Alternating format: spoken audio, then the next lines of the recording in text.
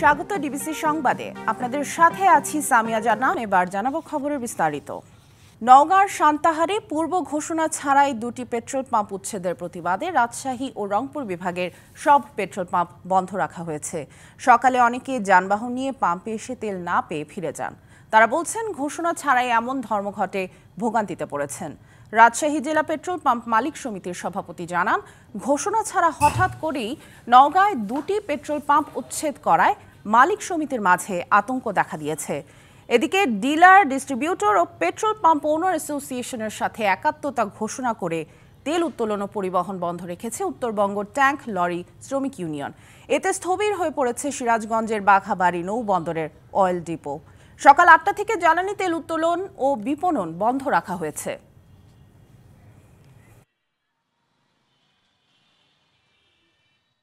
Petrol pump মালিক সমিতি সকাল ৮টা থেকে পাম্পগুলো বন্ধ রেখেছে অনির্দিষ্টকালের জন্য। আমি এখানে প্রতিনিয়ত তেল নিই, কিন্তু আজ হঠাৎ বন্ধ দেখছি, কিছু বুঝলাম না। এটা গাড়িতে তেল নাই, বের হয়েছি কাজের মধ্যে, এখন এসে দেখছি তেল পাম্প বন্ধ। কোনো পূর্ব নির্দেশনা ছাড়াই যদি বন্ধ হয়ে যায় তাহলে আমাদের জন্য সমস্যা। এ বিষয়ে বিস্তারিত জানাতে আমাদের সাথে রাজশাহী এবং সিরাজগঞ্জ থেকে যুক্ত আছেন আমাদের সহকর্মীরা। প্রথমে যেতে চাই আমাদের রাজশাহীর সহকর্মী সৌরভ হাবিবের কাছে। সৌরভ, পেট্রোল পাম্প বন্ধে জনগণের ভোগান্তি তো নিশ্চয়ই হচ্ছে, কি চিত্র দেখছেন জানাবেন? সামিয়া, আপনাকে জানিয়ে রাখছি যে গতকালকে নওগাঁর সান্তাহারে দুটি পেট্রোল পাম্প উচ্ছেদ করা হয় এবং এই উচ্ছেদ অভিযানের পর পেট্রোল পাম্প মালিক সমিতির যারা আছেন তারা বলছেন তাদের মধ্যে আতঙ্ক বিরাজ করছে এবং এই আতঙ্ক থেকে তারা কিন্তু এই মুহূর্তে সকাল ৮টা থেকে কিন্তু সকল পেট্রোল পাম্প বন্ধ রেখেছে রাজশাহী এবং রংপুর বিভাগের। আমরা রাজশাহী বিভাগের যে সভাপতি মনিমুল হক, তার সাথে কথা বলেছি।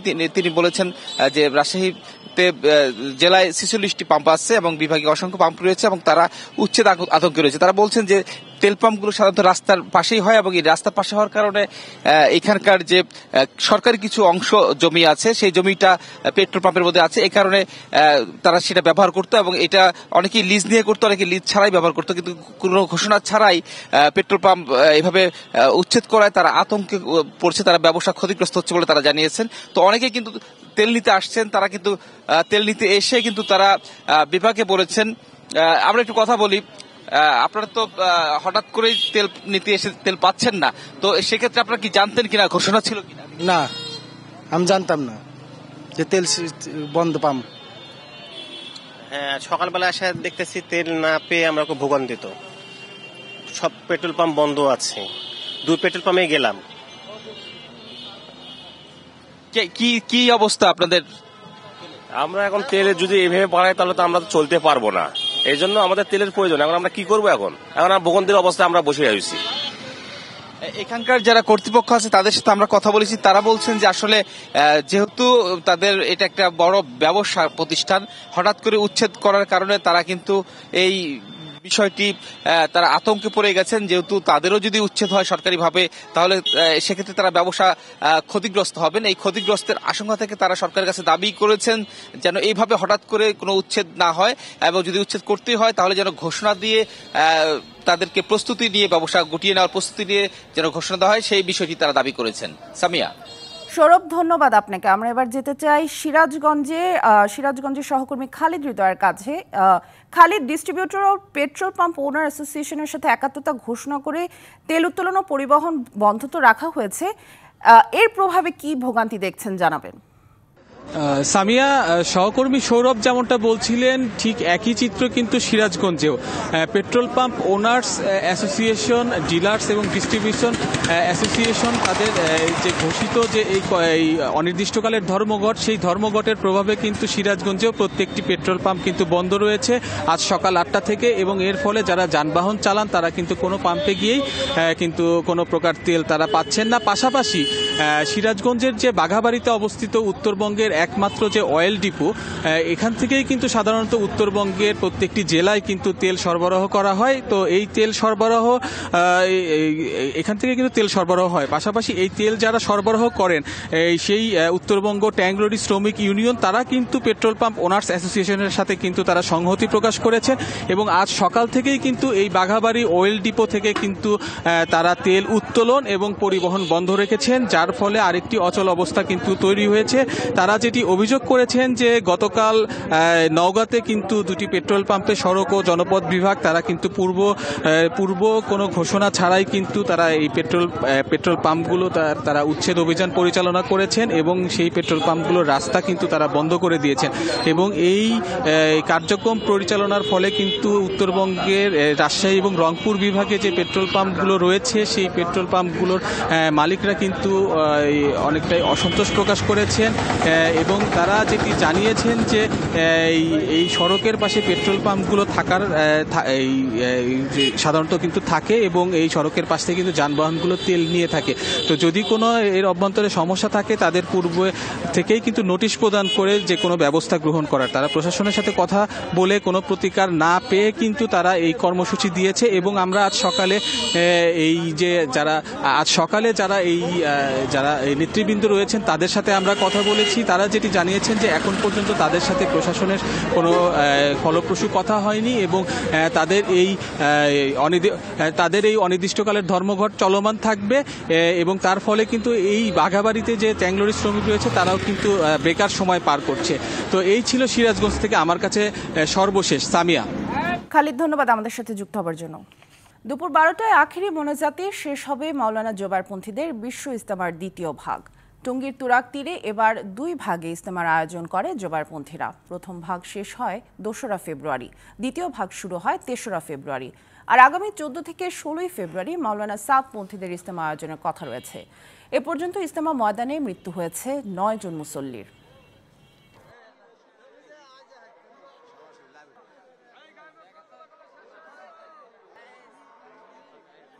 দিন এবং ইসলাম এবং ভ্রাতৃত্ববোধ, একজন আরেকজনের সাথে মুসলমানের সাথে কিভাবে সম্পর্ক রাখা আমরা এবং আল্লাহ রসুলের হুকুম এবং আহকামের উপর চলে দুনিয়া এবং আখিরাতে কিভাবে কামিয়াব হইতে পারি, এইটাই এলো দেখার আশা।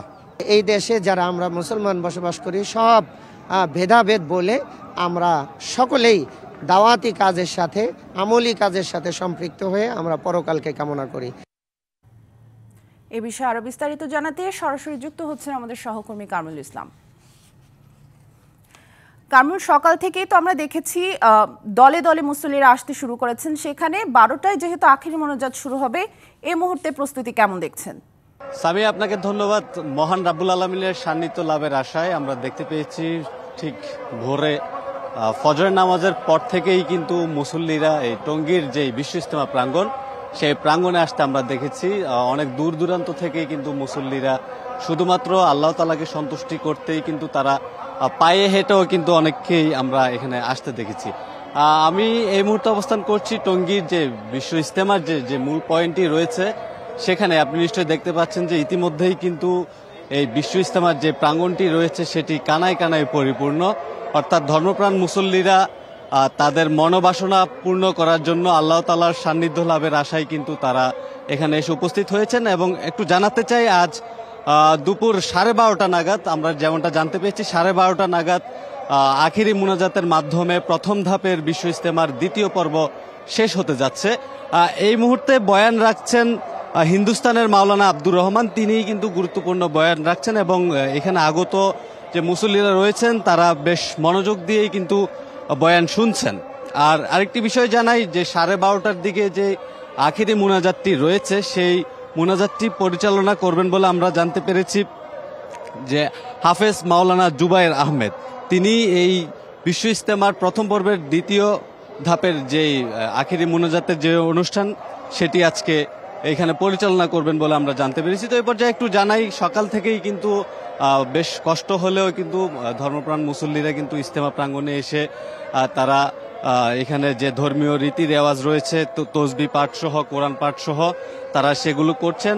আপনি নিশ্চয়ই দেখতে পাচ্ছেন, আমি যদি একটু দেখাই, আগত মুসল্লিরা কিন্তু তারা তাদের ধর্মীয় যে রীতি সেটি পালন করছেন এখানে।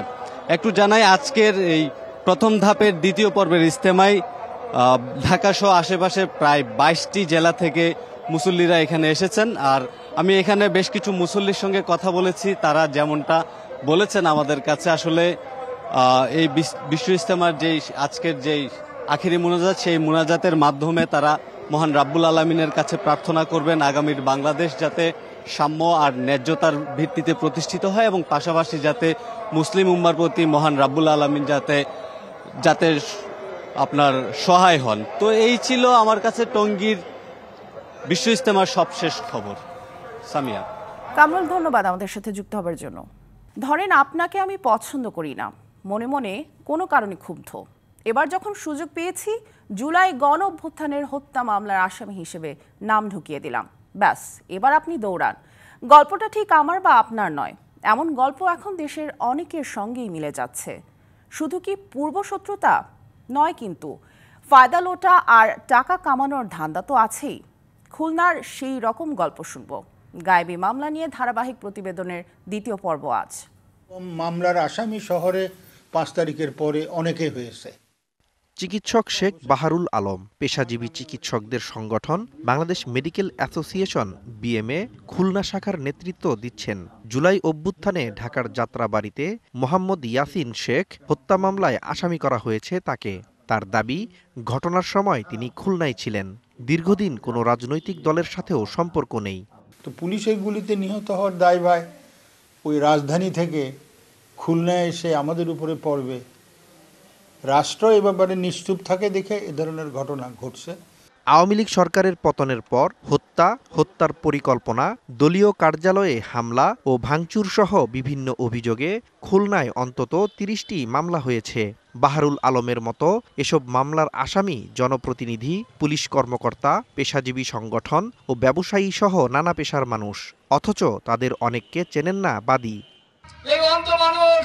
আমার নামে বাদী করে 350-400 লোকের নামে মামলা করছে, আমি বাদী অথচ আমি কিছু জানি না। সুশীল সমাজের প্রতিনিধিরা বলছেন, রাজনীতির পট পরিবর্তন হলেও গায়েবী মামলার অপসংস্কৃতি এখনও আছে। ব্যক্তিগত ও রাজনৈতিক ফায়দা নিতে মিথ্যা মামলার আশ্রয় নিচ্ছেন অনেকে। গায়েবী মামলার যে অপসংস্কৃতি, এটার আসলে কোনো পরিবর্তন হয় নাই। পূর্ববর্তী সরকারের সময় আমরা যারা দেখেছি 5ই আগস্টের পরেও আসলে একই অবস্থার পুনরাবৃত্তি হয়েছে। যে পক্ষ শক্তিশালী সেই পক্ষ আরেক পক্ষের বিরুদ্ধে মামলা করছে, যেটা কিন্তু সুশাসনের বিরুদ্ধে অত্যন্ত একটি থ্রেট আমরা মনে করি। পুলিশ বলছে, তদন্তের পর অপরাধের সাথে সম্পৃক্ততা পেলেই ব্যবস্থা নেওয়া হচ্ছে। তদন্ত কার্যক্রমে যাদের সম্পৃক্ততা হবে তারাও যেন পার না পায়, তারাও যেন শাস্তির আওতায় আসে, তাদের সে বিষয়েও আমাদের পক্ষ থেকে মনিটরিং চলছে। হয়রানি বন্ধ করতে তদন্ত করে অভিযোগ নেয়ার পরামর্শ বিশ্লেষকদের। আমরা মনে করি যে সঠিক তদন্ত করে মামলাগুলো নেওয়া উচিত এবং যারা অপরাধের সাথে জড়িত না বা অন্যায় কাজের সাথে জড়িত নয় তাদের মামলার আওতায় রাখা উচিত না। মামলা দিয়ে হয়রানি বন্ধ করতে পুলিশকে আরও সচেতন হওয়ার আহ্বান সচেতন মহলের। DVC news desk. বদলে যাওয়া প্রেক্ষাপটে রাজনীতির মাঠ আর নতুন মেরুকরণে নিজেদের যুক্ত করতে সরব রাজনৈতিক দলগুলো। দলকে ঢেলে সাজানোর পাশাপাশি নতুন প্ল্যাটফর্ম গড়ায় জোর দেওয়া হচ্ছে। এরই ধারাবাহিকতায় ঢাকা উত্তরে সাংগঠনিক তৎপরতায় নিজেদের অস্তিত্ব জানান দিতে ব্যস্ত বিএনপি, জামায়াত ও সমমনা দলগুলো। পিছিয়ে নেই বৈষম্য বিরোধী ছাত্র আন্দোলন, তৎপর কমিটি গঠনে। উদ্দেশ্য সবার একটাই, আসছে নির্বাচনে মাঠ দখল। 5ই আগস্ট ছাত্র জনতার আন্দোলনের মুখে পালিয়ে যান শেখ হাসিনা। এরপর থেকে চাঙ্গা হতে শুরু করে রাজনীতির মাঠ, বাড়তে থাকে বিভিন্ন দলের তৎপরতা। রাজনীতির পালে নতুন সুবাতাসে যোগ হতে থাকে নতুন নতুন শক্তি। প্রতীক্ষিত পট পরিবর্তনের পর থেকেই ঢাকা মহানগরের রাজনীতি নতুন মোড় নেয়। প্রায় 1.5 দশকে দমন নিপীড়ন ও পাহাড়সম মামলাস্তূপে জর্জরিত ছিল বিএনপি। কঠিন সময় পেরিয়ে এবার সাংগঠনিক ভিতকে আরো মজবুত করতে আজঘাত বেঁধে মাঠে নামে খালেদা জিয়ার দল। তৃণমূলের কাছে নিজেদের আরো গ্রহণযোগ্য করতে বেছে নিয়েছে রাষ্ট্র মেরামতে 31 দফা। যদি এই দেশের মানুষকে রক্ষা করতে হয় তাহলে আমাদের সকলকে যে কোনো মূল্যে ঐক্যবদ্ধ থাকতে হবে। ঢাকা মহানগর উত্তর বিএনপির আহ্বায়ক বলছেন, গত 1.5 দশক রাজনীতির মাঠ ছিল বিএনপির জন্য বন্ধুর। মানুষের ভোটের অধিকার নিশ্চিত করতে নানা চড়াই উতরায়ে দীর্ঘ সময় আন্দোলন সংগ্রাম করে গেছে বিএনপি। এখন নতুন প্রেক্ষাপটে নির্বাচনের জন্য প্রস্তুত দলটি। বিএনপি কিন্তু সব সময় জনগণের দল এবং বিএনপি দৃঢ়ভাবে বিশ্বাস করে যে বাংলাদেশের সকল ক্ষমতার উৎস হচ্ছে জনগণ এবং সেই জনগণকে নিয়েই কিন্তু আমাদের পথ চলা। বাংলাদেশে একটি সুস্থ ধারা রাজনৈতিক পরিবেশ তৈরি করতে চাই আমরা, যেখানে কোনো ষড়যন্ত্রকারী থাকবে না, কোনো বিশৃঙ্খলা থাকবে না, ভবিষ্যতে কোনো স্বৈরাচারের জন্ম হবে না। এদিকে প্রয়োজনীয় সংস্কার শেষে নির্বাচন চায় জামায়াত। নানান কর্মসূচি দিয়ে নিজেদের অস্তিত্ব জানান দিচ্ছে দলটি। যে কোনো সময় নির্বাচনের জন্য প্রস্তুতি রয়েছে বলেও জানান কেউ কেউ। জনগণ যাকে নেতা বানাবে, যাকে ভোট দেবে, সেই হবে আমাদের দেশের নেতা। কিন্তু এখানে যেন কোনো দলবাজি, স্ট্যান্ডবাজি, কোনো ধরনের গোপন ষড়যন্ত্র, কোনো ধরনের কোনো বিশেষ দলের প্রতি আনুগত্য, দাসত্ব যেন কারো না থাকে, এই ব্যাপারে আমরা বি কেয়ারফুল করে দিচ্ছি। বৈষম্যবিরোধী ছাত্র আন্দোলন বলছে নির্বাচন নয়, গণঅভ্যুত্থানের অর্জন রক্ষার্থে সাংগঠনিকভাবে এগোচ্ছে সংগঠনটি। সাজানো হচ্ছে ঢাকা মহানগর উত্তর ও দক্ষিণকে। মানুষের যে আকাঙ্ক্ষা, গণঅভ্যুত্থানের পরে যে আকাঙ্ক্ষা তৈরি হয়েছে, প্রোক্লেমেশন, এরপরে বিচার, সংস্কার, এই আকাঙ্ক্ষাগুলোর জন্যই আমাদের জনসংযোগ চলছে। নির্বাচনমুখী কোনো কাজকর্ম সেটা আমাদের সাথে রিলেটেড না বা রিলেভেন্সও না, সেটা পলিটিক্যাল দল যদি হয় সেই দলের যারা থাকবে তারা সেই কাজ করে। রাজনীতির এমন হালচালে সাংগঠনিক তৎপরতায় দেখা গেছে ইসলামী দলগুলোকেও। ধীরে চলো নীতির অবস্থানে রয়েছে বাম দলগুলো। তবে 5ই আগস্টের পর মাছ ছাড়া আওয়ামী লীগ ও জাতীয় পার্টি। সাব্বির রোজ, ডিবিসি নিউজ, ঢাকা।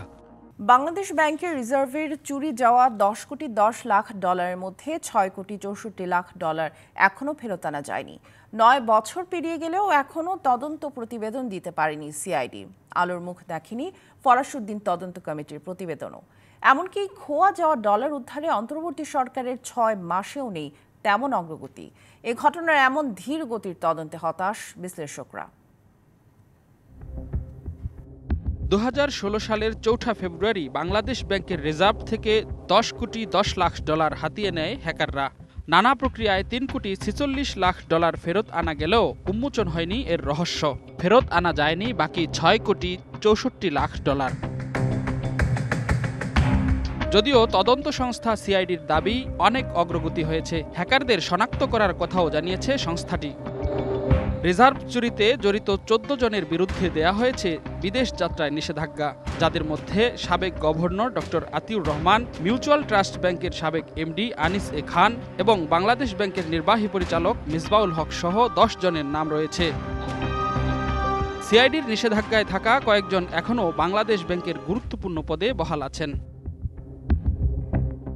বিশ্লেষকরা বলছেন, বিগত সরকারের সময় থেকেই এই ঘটনায় অবহেলা করা হয়েছে। রিজার্ভ চুরির ঘটনাটা তো যত আনফোল্ড হচ্ছে, যত জানা যাচ্ছে, ততই মনে হচ্ছে যে এখানে আসলে একটা ঘাপলা ছিল। মানুষে অনুমান করছে না কিছু। এইগুলাকে জল্পনা কল্পনাগুলিকে আসলে দূর করার জন্য এই তদন্ত কমিশনের রিপোর্ট, সেই রিপোর্ট প্রকাশ পাচ্ছে না। বারবার সময় নেওয়া হচ্ছে, 80 বারের মতো সময় চাওয়া হয়েছে, আরও কত। শুরু থেকে কোনো বাস্তব পদক্ষেপ যেহেতু গৃহীত হয় নাই, যে ডাকাতি হওয়া অর্থ ফেরত পাওয়ার যে সম্ভাবনা যতটাই ছিল ততটা কিন্তু ক্রমাগতভাবে ক্ষীণ হয়েছে। অন্য দিক থেকে যাদের বিরুদ্ধে অভিযোগ তাদের অনেকেই আবার এখন যদি শপথে বহাল থাকে, কর্তৃত্ববাদী সরকারের মেয়াদ থেকে যেটা শুরু হয়েছে সেটার ধারাবাহিকতা এখনো দেখা যাচ্ছে। বিশ্লেষকরা হতাশ হলেও চুরি যাওয়া রিজার্ভ ফেরত পাওয়ার বিষয়ে এখনো আশাবাদী কেন্দ্রীয় ব্যাংক। টাকা ফেরত আসার একটা জোরদার কার্যক্রম এখন গ্রহণ করা হয়েছে এবং ফেরত আসবে, এইটা আমরা বিএফআই থেকে জেনেছি যে সময় লাগলেও ফেরত আসার মতো যতগুলো কার্যক্রম তারা তাদের পক্ষ থেকে গ্রহণ করেছে। বাস্তবতা হলো এই ঘটনায় ফরাসউদ্দিনের নেতৃত্বে গঠিত তদন্ত কমিটি সহ কোনো প্রতিবেদনই এখনো আলোর মুখ দেখেনি। এদিকে 8ই আগস্ট অন্তর্বর্তী সরকার ক্ষমতায় এলে প্রথমবারের মতো রিজার্ভ চুরির ঘটনা তদন্তের আগ্রহ দেখায় দুদক। সিআইডিকে দেয়া এক চিঠিতে সংস্থাটি তদন্তের নথিপত্রও চেয়েছে।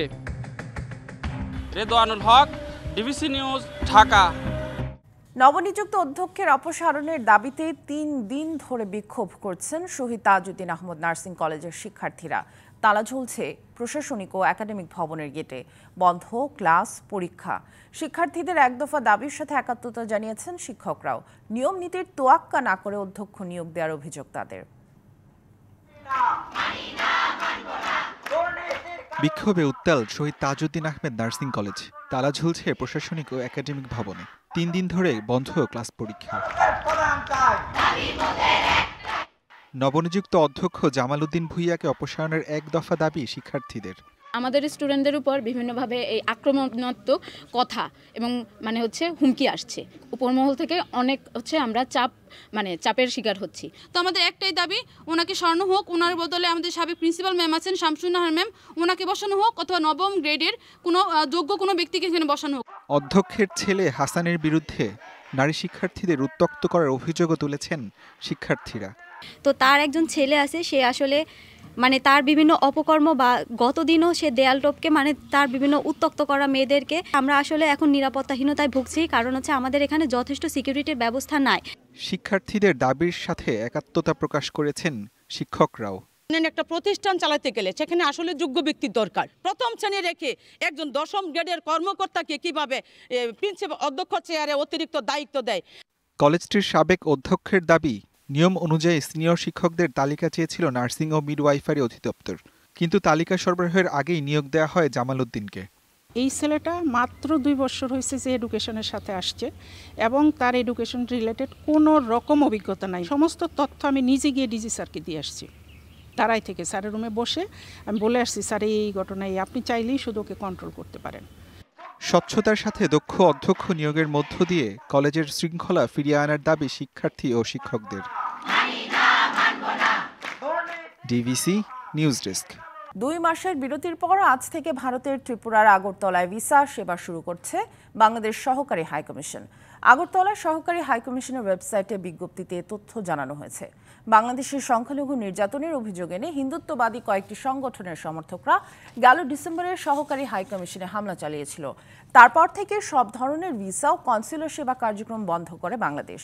ওই হামলার প্রতিবাদে ঢাকায় নিযুক্ত ভারতের হাইকমিশনার প্রণয় বর্মাকে পররাষ্ট্র মন্ত্রণালয় তলব করে। আগরতলার ঘটনায় বাংলাদেশ তীব্র ক্ষোভ প্রকাশ করে একটি প্রতিবাদপত্রও তুলে দেয়। হামলার ঘটনায় পুলিশের 3 সদস্যকে সাময়িক বরখাস্ত করে ত্রিপুরা রাজ্য পুলিশ।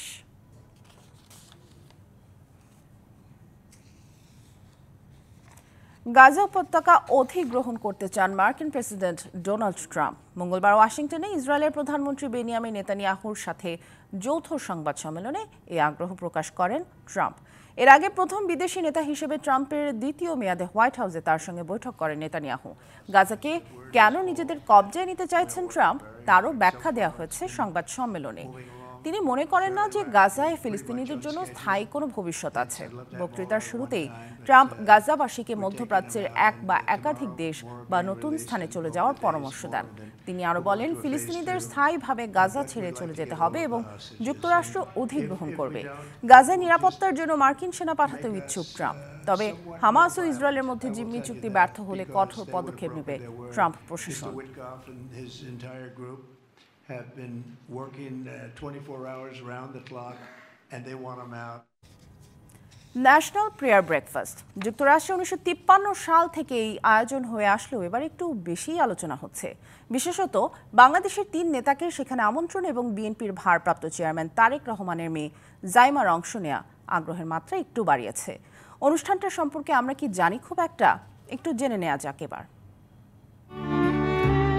প্রতি বছর ফেব্রুয়ারি মাসের প্রথম বৃহস্পতিবার ওয়াশিংটন ডিসিতে হিলটন ইন্টারন্যাশনাল বলরুমে অনুষ্ঠিত হয় যুক্তরাষ্ট্রের ন্যাশনাল প্রেয়ার ব্রেকফাস্ট। মার্কিন প্রেসিডেন্টের উপস্থিতিতে এই আয়োজনে যোগ দেন বিশ্বের নানা প্রান্তের রাজনৈতিক, সামাজিক এবং ধর্মীয় নেতারা। আলোচনা হয় নিজেদের বিশ্বাস, মূল্যবোধ এবং জনসেবা সহ বৈশ্বিক বিষয়ে। ধারাবাহিক বৈঠকের পাশাপাশি থাকে মধ্যাহ্ন ও নৈশভোজও। এতে অংশ নেন যুক্তরাষ্ট্রসহ বিভিন্ন দেশের অতিথি। এবার ডোনাল্ড ট্রাম্প দ্বিতীয় মেয়াদে ক্ষমতা নেয়ার পর এই অনুষ্ঠানে আমন্ত্রণ জানানো হয়েছে বাংলাদেশের 3 নেতাকে।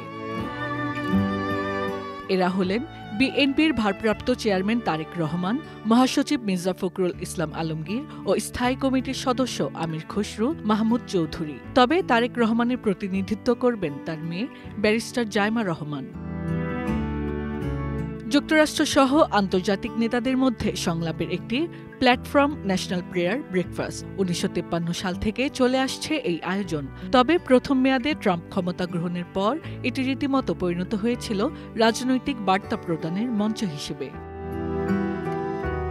তবে মার্কিন সরকার এই ন্যাশনাল প্রেয়ার ব্রেকফাস্টের সঙ্গে সরাসরি জড়িত নয়, আবার এর আয়োজকও নয়, বরং চলে বেসরকারি অর্থায়নে। Hasna Akter, DBC news desk.